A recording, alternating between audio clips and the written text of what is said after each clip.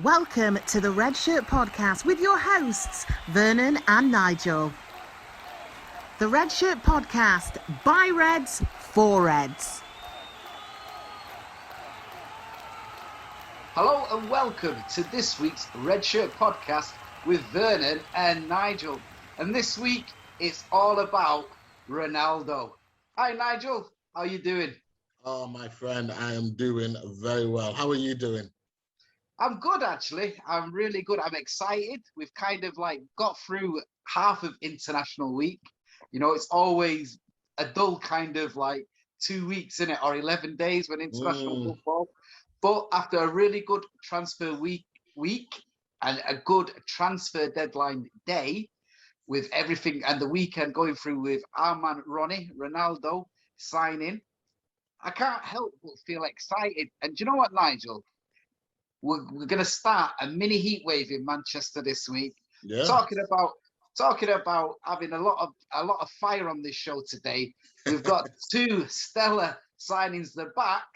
You know what I mean? From the bench, we've got Lee Rogers and we've got the one and only Umesh. All right, guys. Evening. Hi. How are we? We're all right, guys. So, guys, transfer deadline date has gone. We had a fantastic Friday. It started off pretty bad, you know, on the Wednesday and Thursday, thinking a legend, the legacy and legend that is Cristiano Ronaldo might go to the blue half. How good does it feel to have Ronnie back? It's romantic, isn't it? Look, it's absolutely the fibre of the club. And, you know, we've on the podcast before, we've talked about the behind the scenes. And to be fair to the guy, I'm all for giving credit where credit's due. From what I read and what I hear, is Ed Woodward did a lot of the background to get this over the line. Fair play to him, you know, and I think commercially it makes a lot of sense. So they reckon with the analysis from independent people that it's going to pay for itself. So from a financial point of view, it kind of works. From a romantic point of view with the fans and getting people excited, because that's what you hear. That's what I've heard lots this week. That's where it's at. I think from the footballing side, for me, it's a wait and see. And that's how I don't want to pour water on this, right? On this beautiful firework display. But I'm curious to see what Ronaldo we're getting, to be honest, and how we can adapt and play to his strengths. It was an interesting one because, like you say, when I looked, I know Twitter's not the be-all and end-all, but I had just an absolute loads of messages come through, and they were all saying City are 2-1 favourites, City are 2-1 favourites. So I had a quick glance down and I thought, all right, okay, we're 18-1. And I think in the back of my mind, I thought, it's not going to happen. It's absolutely not going to happen. And I know there was that interview from about 10 years ago, where he was asked outright. He said, you know, look, it looks like if you're going to move again, one of the only clubs that's going to be able to afford you is Manchester City. You know, what would happen? And I think in the interview, Ronaldo kind of said it's not about money. He said, if I want to go and earn money, I'd go to Qatar. It's about the passion. Yeah. It's about the passion, and that's, you know, that's what kind of got me. And I saw a very funny tweet by Rio Ferdinand with the very famous meme of Leonardo DiCaprio and laughing. And I think once I saw that, I just thought, he's coming to us. Nigel. Yeah. The last couple of weeks we've spoke about, you know, Darren Fletcher and John Murtough and their influences on the transfer. And I think Lee obviously hit the nail on the head here, because when I was reading about this wasn't a transfer that they really dealt with. This was more to do with Matt Judge, Woodward, and Glazier, and obviously working out commercially how this deal would work. Now, just to put before you start, just to add something to that, apparently United sold £12 million worth of shirts yesterday.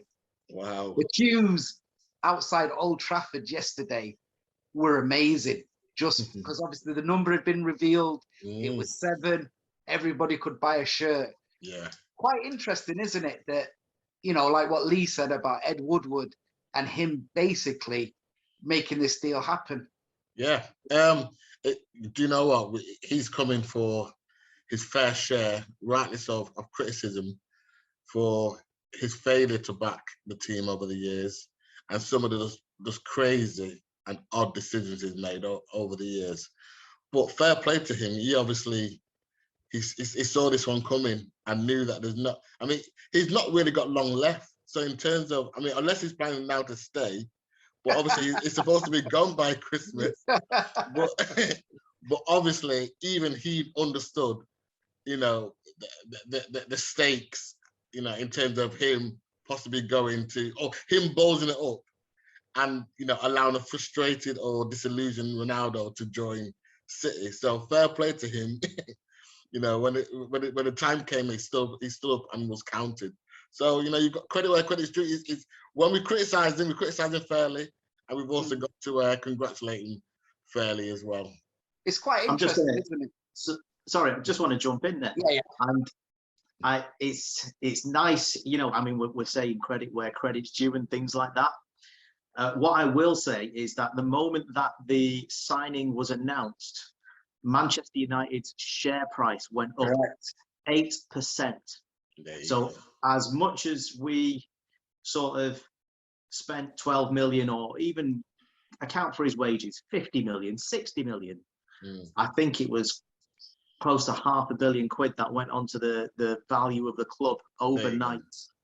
I mean, it's a very good point you made, because I was looking at comparisons today, with costs and stuff. Now, I don't know if any of you have read, but obviously in the Sunday paper today, it's cost PSG 489 million in wages and signing on fees to keep Neymar. Yeah, I did read that. You know what was really interesting about that? He's only managed 42% of the possible appearances since he's been there. Yeah, wow. The other interesting thing for me as well is how we view these transfers. And I always remember the Alexis Sanchez deal that I didn't think was right from a footballing perspective, because I thought it stunted the growth of Rashford and Martial at the time. Whilst you can't argue that he was a decent player. But when they introduced him, it was all about how many views on Twitter, how many views on Instagram has it got, what's the engagement with an audience. Now with Ronaldo, they're talking about the same thing. So if you follow people on LinkedIn, and certainly within the club, what they're talking about is the number of hits and views that it's got on TikTok and on social media platforms. And they're not even talking about it in financial terms. They're talking about it in terms of marketability, right? So if you consider that Ronaldo's got 380 million followers himself on his own, bare no bones. The reason why Woodward's got this so right is commercially, it stacks up end over end. So even if, as a player, he doesn't work out, commercially this deal works.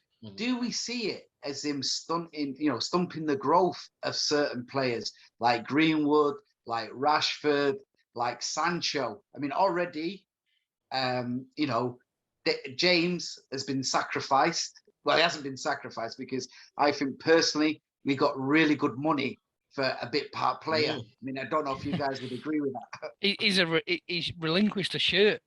Let's put no bones about it. He's given up a shirt so that Cavani would move, so that Ronaldo will get 7. I genuinely feel that was in the stars somewhere. Yeah. Well, I mean, it's the first time we've made a profit from the sale of a player in how many years?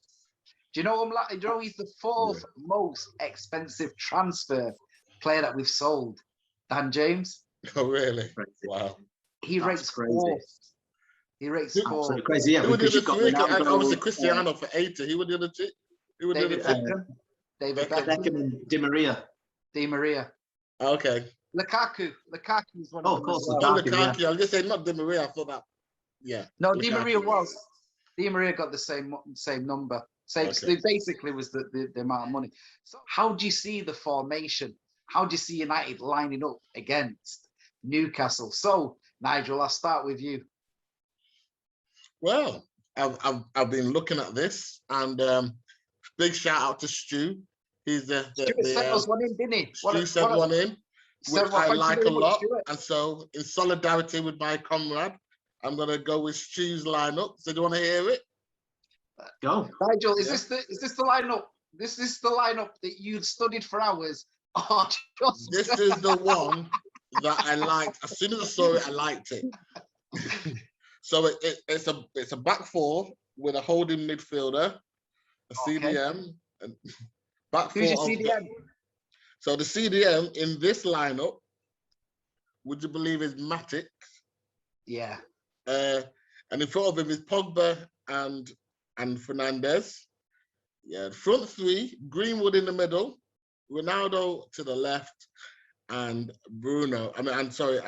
Sancho to the right. Is that 4-3-3? So it's 4-3-3. Okay, quite interesting. Lee? I think Matt. Okay, we didn't get the CDM. We're not going to bang on about that anymore. But Matic is a CDM. He's a lot slower, CDM. But he's the best CDM in the club. But of course, we've got Varane, who's a quality defender, and hopefully between the two of them, they can make this thing work. And I like the look of that team straight away. Okay, well done, Stuart, for putting together Nigel's team. He's not put... Anyway, Lee, I'm going to go to you next. I'll just come to my own team, right? And before we go on to that, can I just say I am delighted to see Fred out the team. From Nigel. Fred needs a rest. Passing on Stuart, like take ownership there, fella. You have left Fred out. Loving that thinking. I think I'd love to see a Declan Rice come to the fore in the next transfer window. That to me, or whether that's next summer, I think would take us on again. Anyway, so this team, you know what? I still think we play it. It's going to be a transient between a 4-5-1 and a 4-3-3 for me. And I play Sancho on the right. I can't understand why he started on the left. I'm struggling with that, if I'm honest. But then if he is playing on the left, then Greenwood has to be on the right with Ronnie through the middle. And then you'd have Pogba, I'd have Fernandez, and I'd have the sitter being McTominay all day long for me, because I think Matic is just not dynamic enough for me. He can do a job as a squad player, but I'd have McTominay in there with the obvious Van-Bissaka.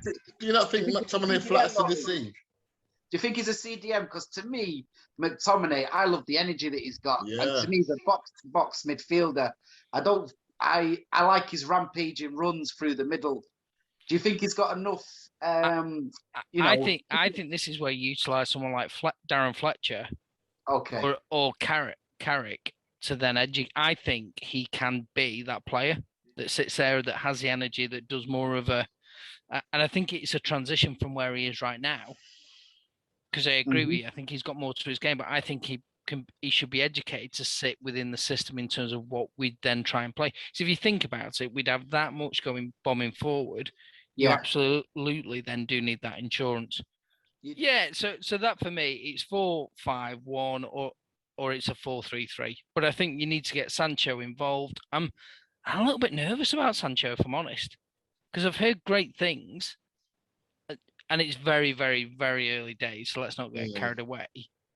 But I don't know. I just worry that we spent an awful lot of money on him, and he's got growth and all potential. I want to see it. I want to see him kind of excite me and give me the belief that because I would play Greenwood through the middle all day long. I mean, he's probably not going to do that now because of Ronaldo, but I think he's going to learn so much off Ronaldo in the next 2 or 3 years. So whether he plays right, or whatever, I'm absolutely, if Greenwood, I would have anyone in my squad, it would be Greenwood from the get-go. Yeah, I agree with you there. And he's I hear you on Sancho. This is the problem with having Lee and Umesh on the show, because they just come up with some great diamond nuggets, and you think, oh no, you end up going off topic so many times. But on Sancho, I think he started slow last year, didn't he? Yeah, I think he's a slow starter, I think as well. Yeah. I think as well, what you've got to take into consideration, he's never played Premier League football. So I think the pace of that Wolves game took him by total surprise.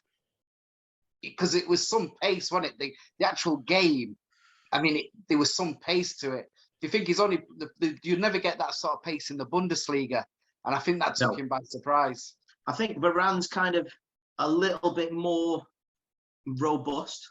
And I think that's why he'll probably adapt a little bit quicker to the intensity and the physicality of the game. And one of Varane's main attributes is his physicality. But with Sancho, I don't think we're going to see his best until probably closer towards Christmas, maybe even after the turn of the new year.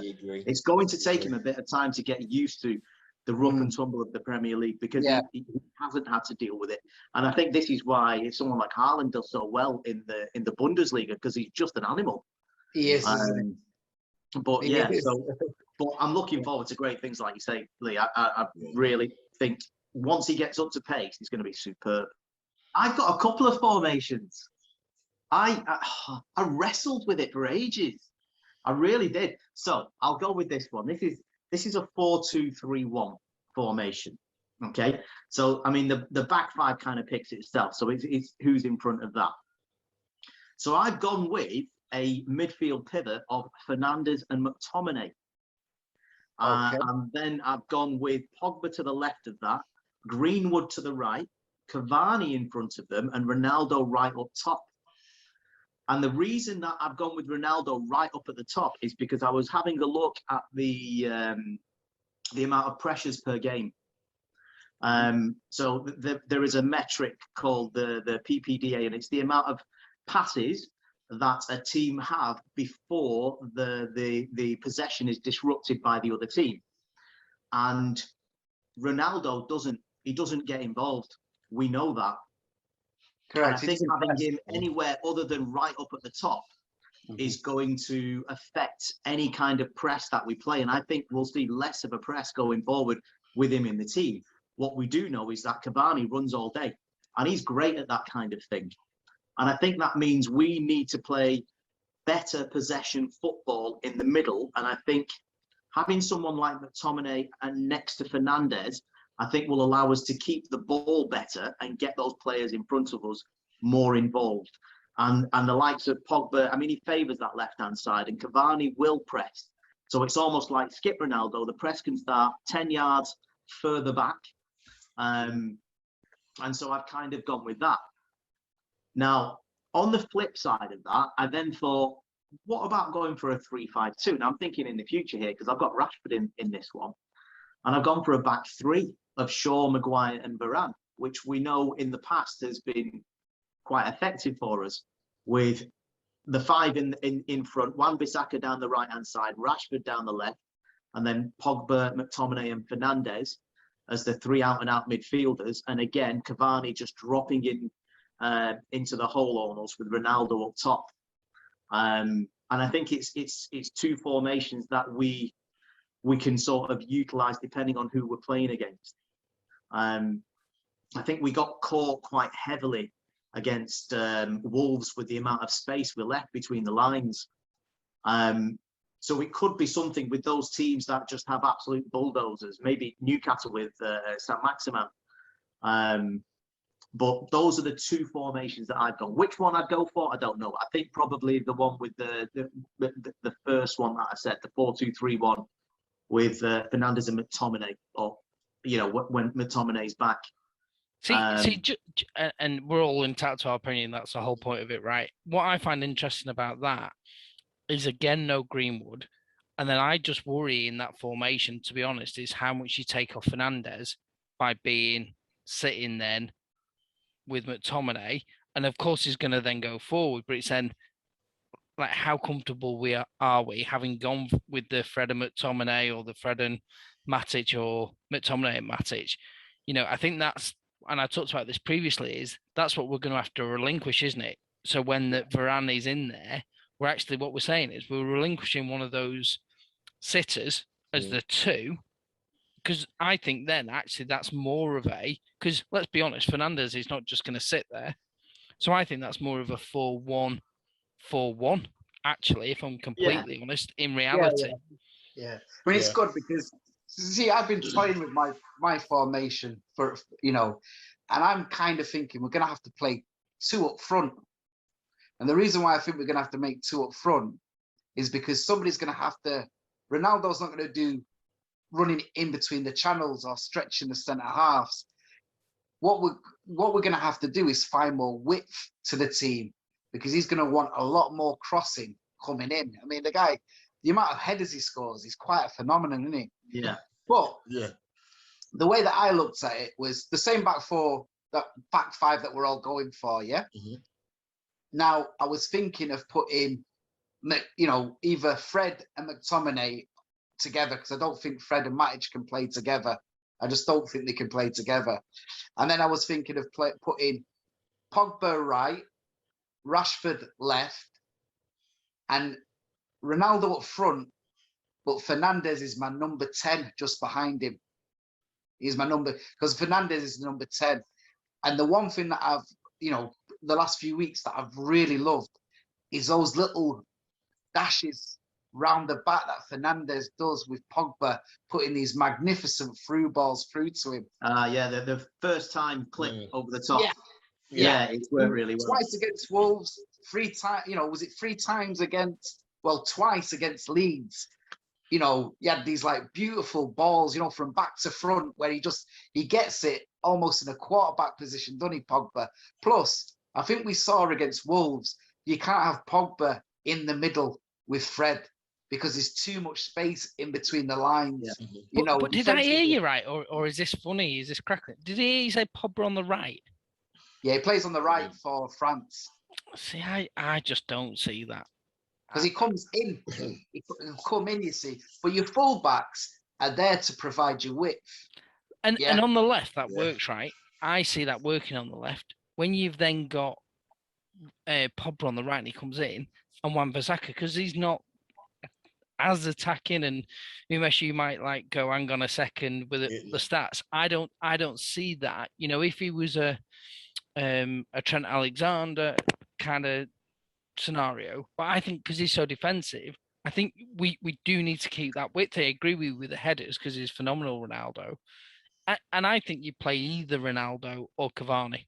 I don't see you playing both. I love Fernandes as a 10. That's got me thinking. That makes total sense. Because he is, isn't he? You think. Sorry, Nigel. You think about the last two, look at the first 2 games. Well, look at the Leeds game, and then you look at the Wolves game. Twice he broke the lines, didn't he, Fernandes, with that run and the pass. And we know he can finish. And the thing is like what you guys have all said before, and I totally agree with you. Ronaldo's not going to press, is he? He's not going to press. He's the luxury up front, isn't he? So that's the part I was going to come in with, though, because obviously we're talking about a complete paradigm shift from a team that was counter-attacking, a team that was defense first, try and show up ourselves and then attack. We should be an all-out attacking team. So the mindset absolutely needs to change. We should no longer be worried about the opposition. And I think even with Ronaldo, he's going to occupy the minds of the defenders, whether he's pressing or not. He's almost pressing without doing the job because he's Ronaldo. And of course, every manager is going to say, you've got to watch Ronaldo because you know how prolific he is. But so this is why it's a fascinating conversation. Because what do we do? Do we press higher or do we sit back? I mean, the thing is with Varane, you look at really good teams, they're pressing, aren't they? They're pressing so the teams can't get behind them. Now, we've got that pace with Varane, Wan-Bissaka and Shaw. Maguire's the leader in the back 4, is it? Maguire's a little bit faster than we actually give him credit for, in fairness. But what I see is, I see at times this swashbuckling team. I think what Ollie's been able to get away from is this what you said, Nigel, this counter-attacking team, which then at home will just dominate teams. This what you say. It's a shift, isn't it? It is. I mean, because I think for so long after we had when we had Louis van Gaal, who's who's well known to be a very pragmatic builder from the back. We know Mourinho is very similar to that. And then we've had this transitional period where we had to stop conceding goals. And we did play on the counter-attack. It suited us because of the sheer pace that we had up top. So as much as I went through my team, I sincerely hope you're right. I hope people are just seeing the team sheet and they've lost in the tunnel. Because that's what we used to have in the 90s. Teams were beaten in that tunnel. I think for me, like listening to everyone, there's an argument in every one of those four to a certain degree. And I think what this does is give us the ability then to make choices for the game. So we're not necessarily saying this is us, this is our identity, because I think it's an evolution from where we're at, is what we're saying. But when we come up against a City, a Liverpool, a Chelsea, which we typically do well at, I think it just gives us more options. But it also gives us the options against teams that just do a low block. And I think that's where we need to be more progressive and maybe go to a 4-3-3. So we're quite happy, and I really love the discussion about the formation, because I think it's really, really, really interesting.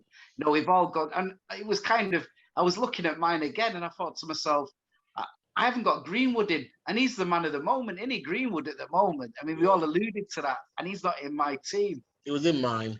He's in my 4-2-3-1. He's not. He was in mine as well. Then so you're having a shock. I am having a shocker. I am having a shocker. So, Umesh, Saturday, it's going to be carnival time, isn't it, at Old Trafford? I mean, certainly hope so, because I'll be sat in the stands. Good man. I'll be there too. I think it is going to be carnival atmosphere. I think we need to make sure that we don't get lost in it all, and we put a performance in first and foremost, because it kind of comes down to the same thing again. When Ronaldo left, the Premier League has evolved into a different animal. And he's been playing in Spain and Italy. And there's going to be a certain amount of time where he needs to, because the first thing someone's going to do is go, oh, it's Ronaldo. Let me just go and stick one on him. And it's how he responds to that. I think people are going to be very physical. And let's face it, looking at that Newcastle lineup, that's pretty much all they've got going for them at the moment. Nigel, physically, I mean, Ronaldo is a unique specimen, isn't he? Yeah. Will he be able to cope, do you reckon? Well, I was just thinking about what Umesh said then, and I think he's probably had that all his career. Both him and Messi have had every single defender saying, "Not today, mate, and we're going to stick one on you." I think he's absolutely used to that. And don't forget, every time he's come to the Premiership to play one of us in the European Cup, he's schooled us. You know, he's done exactly what he needs to do to win the game and come out unscathed. So and plus he played with us for how many years, so he knows what to expect. He knows, you know, he's been clattered before, you know, by some of the big bruises of the past. So I've no worries in that regard. And plus, he's such a perfect specimen. I think it's just gonna be a crazy day.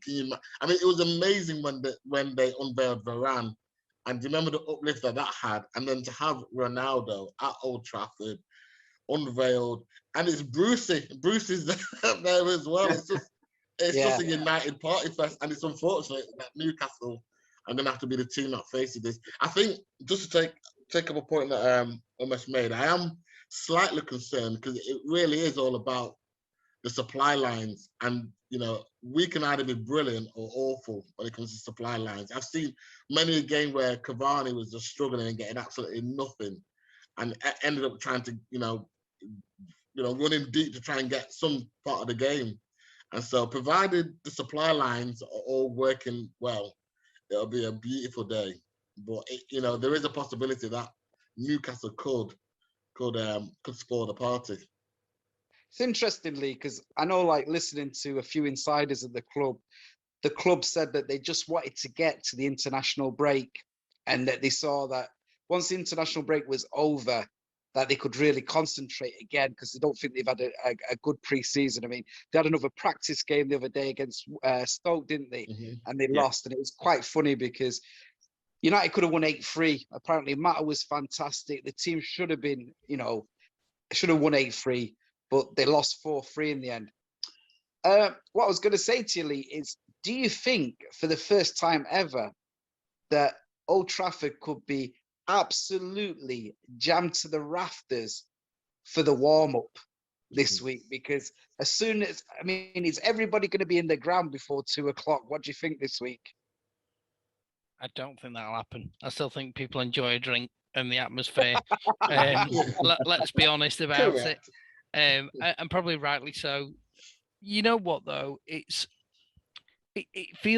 just feels like it's momentum for me. And that's the thing. It's not even just about Ronaldo. And everyone will say, of course it is, because it's his return. But I think if you take Umesh's point, this is about, and it sounds like corny and cheesy and cliche, but first and foremost, it's about 3 points.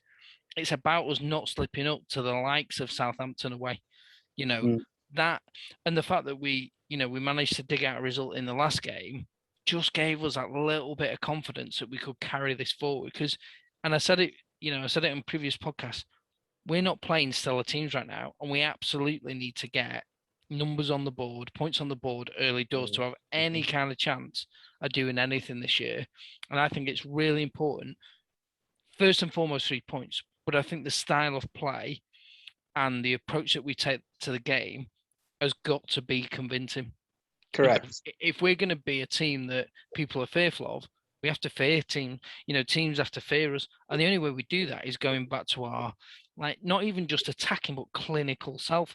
And if there's one quality that Cristiano brings for me, it's clinical. I watched him on the international and he didn't have a kick for 87 minutes.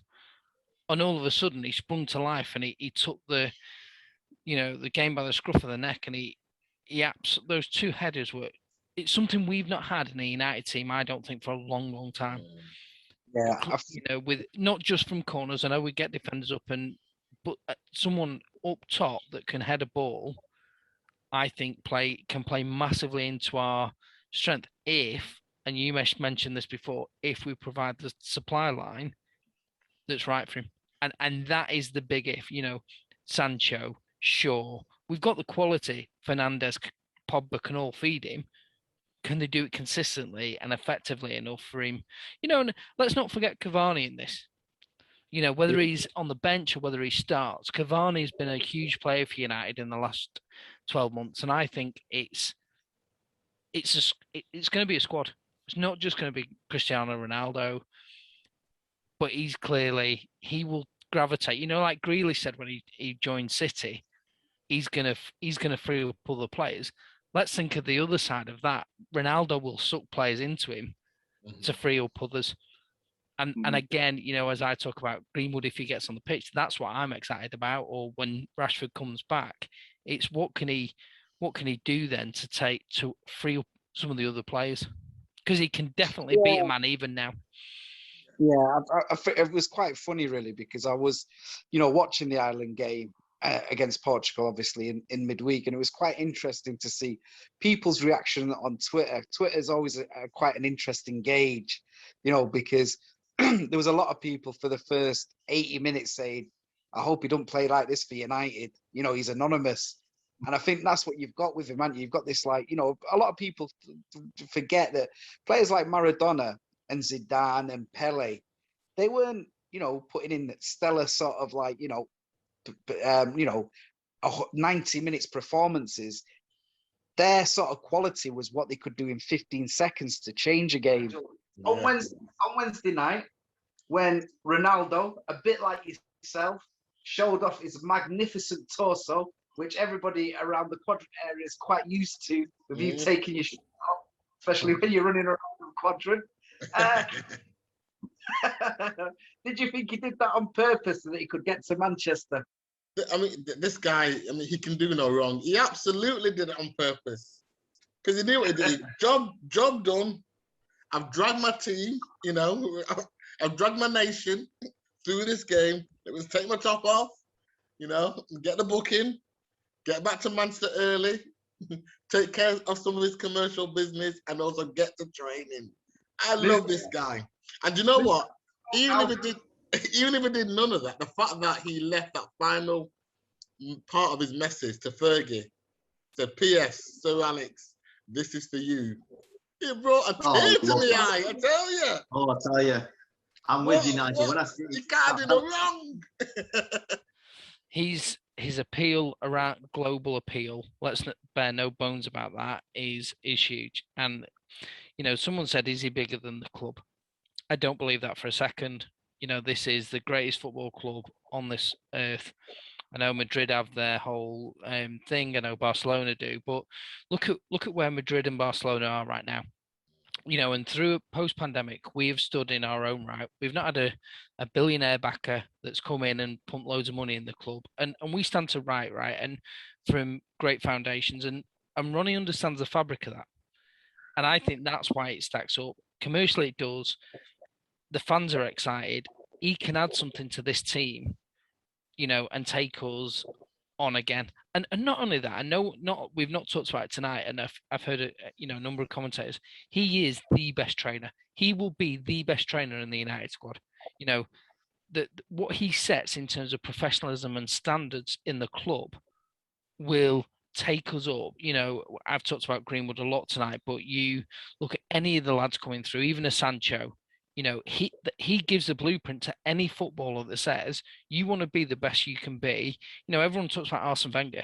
To me, Cristiano Ronaldo, in terms of what he's set forward, in the same way that Cantona did, not by necessarily his training standards, but in terms of aura, he will provide the blueprint, not just for now, but for the next 10 years to these players, for some of them. And I'm really excited about that, because if you get behind that whole principle, you create the standards within the club and the backroom staff, it will come from Cristiano Ronaldo, and he will demand that for what he is and what he's won around the world. He will not accept people not applying themselves. Simple as, and I'd love to see Nige, and I know I've been on a bit of a Fred fest here. I would love to see, I'd pay money to see Ronaldo and Fred in a training session. I'd love it, right? Because, or any of the players actually, because his enthusiasm for the game is bar none. He's a personality, and I am excited, even though I don't, and I take Umesh's point that the Premier League has moved on tenfold since he was here. And it would be amazing to see how he adapts to that. Yeah, I think that's a really good point. Great point. Really great. Because I think saying all of that, and I'm glad you brought up, because I'm friends with Mike Clegg, whose dad Mick was the strength and conditioning coach at the time, and I know Mick's been on a couple of interviews, and he's been on the BBC iPlayer documentary that they did, and it was his door that was knocked on by Cristiano Ronaldo at that age that said, "I want to be the best player in the world. You're going to help me." And it was all of that conditioning work. And you're right.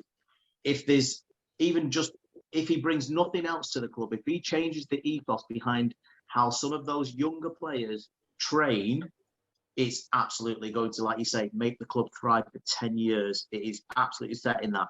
But, and saying all that, do we think he's going to be the captain? No. Oh, man, you stole my thunder. He's captain material, isn't he? Vernon's convinced he's not, but I tell you what, we've seen Cavani relinquish his shirt. Bruno's already gone on record as saying, look, if Ronaldo wants to take the penalties, I mean, it's funny you mentioned the penalties earlier, Umesh, because if you get one against Newcastle, who's taking it? Is it Bruno or is it Ronaldo? Especially the first one. Shout, isn't it?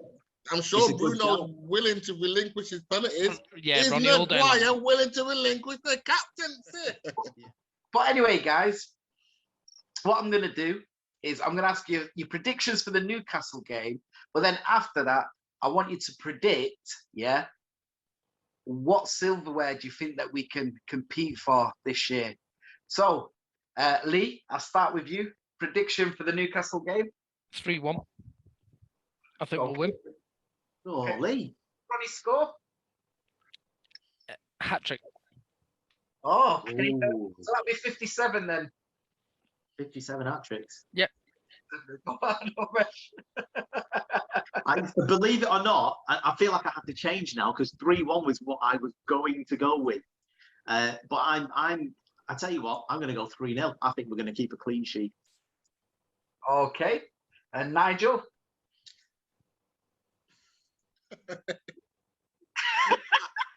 I've written down 8-1. I know it sounds bonkers, but if this plays out like it ought to, like it should really play out, Ronaldo's scoring a hat-trick, Bruno's got a bag, Pogba's been very close to bagging, Greenwood's got to bag. Okay. It just goes all over this pitch. It's like, well, even if they score, it's got to be more than 3. It's got to be like at least 4 or 5. So I just thought 8, and just the whole occasion throws it up to bonkers numbers. You need to get a tenner on that. No. Yeah, you do. I think there's going to be that much hype. This could actually be 1-0. I reckon it could be one of those games because there's that much hype. I'd love to see him win a domestic cup. And I don't think we're yet there strong enough for the Champions League in all reality. But, you know, I think the building blocks and the foundation is there for us to kick on. I still think we're 2 or 3 short. The midfield to me still feels imbalanced if I'm completely objective about it. And there's still some work to do for me. I think I agree. I don't think we've got a strong enough midfield to challenge for the Premier League or the Champions League. There are just too many of the teams that are far better than us for that. But I'm going to go for. I think we're going to have a good FA Cup run this season. I think this is the year. I mean, everybody keeps saying we're not strong enough. We're not strong enough. Well, we came second with an inferior team, and we've bought loads, and we've got the GOAT up front. I don't see any reason why we don't win it this year. So I'm saying we've got to go for it. I think we should just give a good account of ourselves in the European Cup. I don't expect to win that, by the way, just because of the sheer amount of games you have to play to win the league and win that. But maybe we've got to be in that conversation for the league. My prediction is I think we need to challenge. We need to make it a challenge because I think City, to a certain degree, won the league in second gear last year because nobody challenged them. And I think we've got to be in the conversation, like Lee says, totally until March, even April. I'd love to win a cup, but strange. I know this sounds really strange, guys, but with the team that we've got, and if we get through the group stages on one-off games, I think we can win the Champions League. I've got this feeling. I really do. With the firepower that we've got up front and the one-off games, I think we can do it. And and obviously with the away goal rule coming out of it in the knockout stages, I think the Champions League is quite realistic. Anyway, guys, that wraps up another Red Shirt podcast for another week. Thank you very much, guys. I've got to say a big thank you to our guests this week, Umesh and Lee. Thank you very much, guys. Very welcome. Thanks for having us. Yeah. And I hope on next week's podcast, we're not going to be flip-flopping. We're going to be happy and as positive and as excited as we are this week. Do you know what I mean, guys? So thank you very much. And all that's left to say, Nigel, is love football, keep safe, and keep that red flag flying.